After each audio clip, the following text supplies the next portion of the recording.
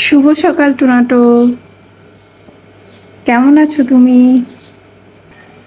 আর রাতে বাজার করে আনা হয়েছে বলে এখানে অনেক কিছু আছে।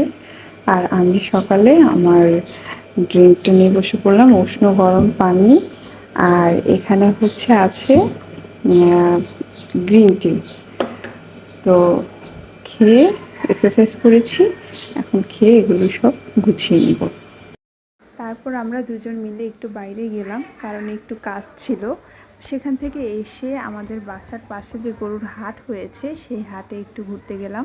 তো এখানে এই গরুটা আমার খুবই পছন্দ হয়েছিল, আর অন্যান্য গরুগুলোও দেখছিলাম। আমার কিন্তু এইরকম গরুর হাটে ঘুরতে বেশ ভালো লাগে, এবং তার সাথে দাম জিজ্ঞেস করতেও বেশ ভালো লাগে। তো সব কিছু দেখে যখন দেখলাম একদম মেঘলা ওয়েদার, তখনই আমরা চলে আসলাম।